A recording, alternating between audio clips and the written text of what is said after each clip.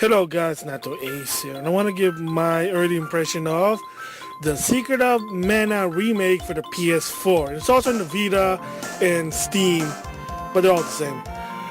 Oh man, so of course when I heard about this, I'm like, oh heck yeah, buying this in day one, so I did. Play the game, feels so nostalgic. Feels so old, but the game also has something new improvement than the OG Super Nintendo version, so I'll probably talk about it later. So, little disclaimer here, I'm going to be a little bit biased because I am a fan of this game. I played it in my childhood, so there's a lot of historical things that's close to my heart.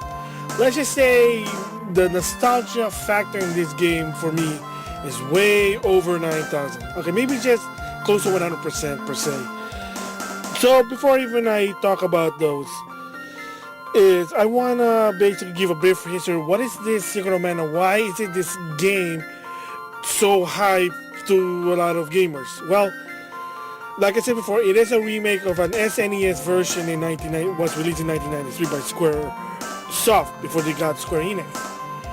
And the real title in Japan is called, I think it's Senki Detetsu Secret of Mana 2. I think it's something like that. Yeah, because it's not really Final Fantasy Adventure. It has its own like franchise. They call it the Secret of Mana or the Mana series. Why is it? I don't know. But the Japanese title I think is Senki. It's like it's Senki Detetsu 2 or the Secret of Mana 2. Because the first game is actually called, for the Game Boy, the OG Game Boy. Yeah, there is actually the first game. It's called Secret of Mana in Japan, but in America they call it Final Fantasy Adventure. It was basically marketing reason at the time. It was, yeah. So of course, believe it or not, there was a remake in this one, the Adventure, Final Fantasy Adventure called the Adventure Mana for the PlayStation Vita. There was a sale during the holiday. I bought it, so kind of play, sort of, like the Game Boy version. But again, it's another remake. I'll explain all the history before. So again, that same goes with Secret of Mana, or in Japan, Seiken Densetsu 2. It's a remake of Secret of Mana, but of course, remake it to 3D. A lot of the gameplay kind of bit changing a bit there, but for the better in my opinion. So that is what Secret of Mana. So a lot of the new gamers, they're like probably started with Final Fantasy 7 or even Final Fantasy 14 or something like that. Yeah, this game is a very old game. They just finally remade it, voice, fully 3D, improved music. But of course, the best part about this game is it also has retro for the nostalgic one. So now I'm gonna basically, what are my thoughts about this game, Secret of Mana? And I also might as well give my impression also the previous one for the Vita, the Adventure of Mana. So I want to give my thoughts on the Secret of Mana remake. So the gist of it, what I think about it, it's freaking awesome. I'm having fun with it. The voice, English dub, I know it's not that perfect, but it's enjoyable enough. I like the graphic, the 3D graphic, the gameplay. I like it. So it does feel like a Secret of Mana when you grew up playing into the SNES. Not so much a bit, but I'll explain it later. But for this remake, the graphic making it 3D it's actually enjoyed. Like I'm having fun playing. It's a good nostalgic, casual play there. Doing what I used to do when I played the SNES version, power up the weapon, power up the magic. So yeah, so the gist of it, that was fun. So basically, are there any improvements to the original that I like? Okay, so I always fan of remakes and modernizing any game. A lot of people don't like it. For me, I think I like it. First of all, the graphic. Of course, now it's 3D, so it's a little bit different. So instead of actually like fake overhead, it's actually real overhead to some extent because technically it's a 3D game. So it's how do you architect a 3D game to make an overhead? The closest you can do is like Mission Impossible, but not 3D. I mean, for crying out loud, the Legend of Zelda Link of Both World, which is a 3DS supposed to be a sequel to A Link to the Past, was 3D. It was 3D overhead. It was an actual overhead game. Same goes with the Legend of Zelda Tri-Link, which whatever that spin-off, weird game, but again, same thing. It's an actual overhead. It's not like fake overhead like the NES or the Game Boy or any 2D. About the story, well, it's the same, but the best part here is because there's now voices, you kind of understand more about the story than just trying to read it because, well, voice in a video game now is something that's a norm. And the best part is you can have it either in Japanese or English. Awesome. Music, they always remake the music. I have a problem with it. I think it fits to the remake. They done it before, Final Fantasy IV, the Complete Adventure, something like that for the PSP, freaking awesome game. The Adventure Mana, which is based on the Game Boy, definitely. So, and etc., etc. So music there. Now, the gameplay part. It is a little tricky. Does it play like Super Mana? Yes and no. Why did I say? Yes, the concept is still there. The architect is same as the SNES. You hack enemy, you charge your weapon, use magic, and the more you use them, the weapon gets powered up. However, since this game is in 3D, not 2D, one thing that people kind of forget that is a little tricky that this remake does improve on the gameplay, in my opinion, is 8-way. Yes. Secret of Mana for the SNES or any overhead type game, basically sprite in 2D, it's only 4-way. There's not a lot of frame to make attack 8-way. What the trick there is that when you attack, when you attack to the left, let's just say that, did you know that you also can attack the diagonal, like I guess, left up and left down? Kind of like a pie or a pizza pie radius. That's the thing. I mean, here it still does it in the 3D version, but this time since you can go 8-way, your character actually goes 8-way, it makes it more accurate and easy. So that's something new versus the 2D game. Second, some monster because of, again, sprite versus 3D model. Some of the sprite only have one view. Like the one I can think of would be easy is, the Mantis. Let's just go with the Mantis. I was going to say the Fire Gigas, but the Mantis, if you notice the SNES, you can only see his frame rate only front. And even he walks backwards, side to side, he'll always going to face forward. Versus the 3D version, because it's a 3D model character, he can move freely around 3D. Again, doesn't really impact the game, doesn't change much, but the 8-way kind of make it more accurate. A lot of monsters are 8-way, believe it or not. So again, that's something that's a little bit different. User interface, much easier now, much easier, especially changing from one ring to another now. You don't have to go to the ring. If you push L and R or left, right, I can't remember, it makes it easy. Changing weapon makes it easy. Learning about your magic makes it easy. So everything makes it easy. They also add shortcut, make the thing easy now. So a lot of the architect there, they just added more to make it easy. Again, the voices helps with the story. So did they add something new that's not on the SNES and vice versa? Yeah, so in the remake version, every time you go to a inn and sleep, your characters will start talking and they'll talk about the backstory of what they did with their adventure.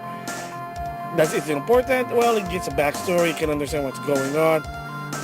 Makes more sense. And again, so if you're new to Secret Mana, you'll understand the story. Since I've been playing in the past, I kind of know the story, but it makes more sense.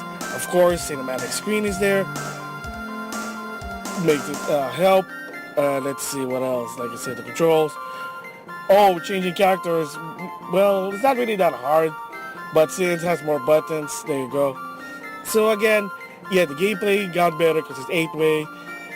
The 3D model kind of made it help now to understand where the enemy, where they're hitting, the hit detection.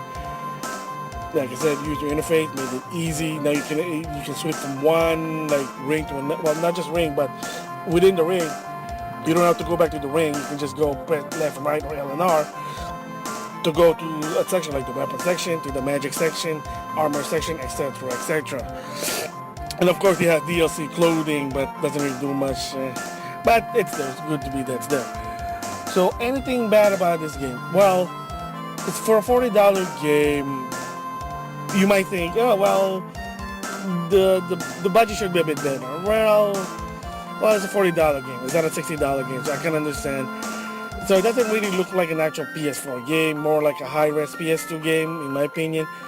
Because it did look like it, but again, it's 60 frames, so... I mean, Adventure Mana for the Vita was also 60 frames, so not bad there. But again, they could better, yeah. But $40, I can understand why. Not shilling on it, not shilling. Another one is when you go to cinematic. Yes, the characters mount don't move. Again, like I said, $40 game. They could do better, but whatever. I'll take it. I mean, do you really need the mount to be moving? I mean, you can understand what they're saying anyway. So, well, it is there. But the blasphemy there that a lot of people were basically saddened, if for the SNES is the Mode 7 cannon, the traveling cannon effect. They got rid of it. Like, they really just got rid of it. It saddens me, but they got rid of it. And if you don't know what it is Mode 7 is a fake 360 engine that they use it for, like, again, 2D games, such as Super Mario Kart. F-Zero uses that to some extent, Chrono Trigger. And, thing that goes 360, that's what Mode 7 is. So they got rid of that effect, kind of lame, but again, the 3D probably is not going to work.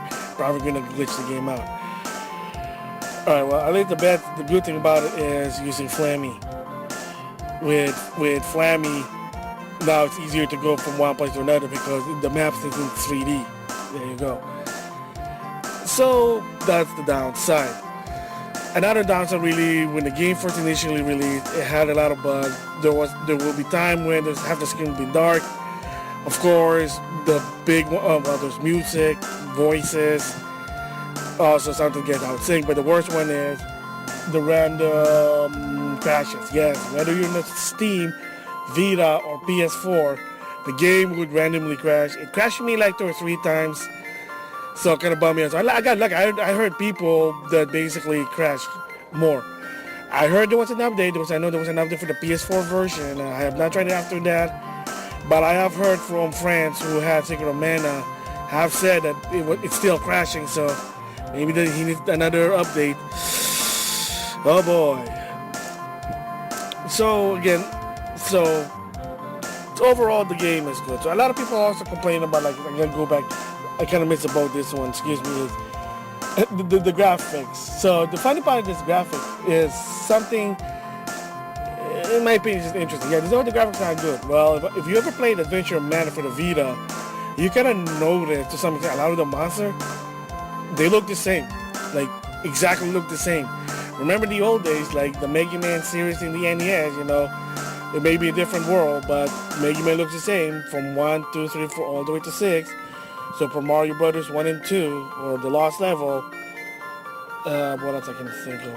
But you get the idea what I'm trying to say. It's been a while when this happened, but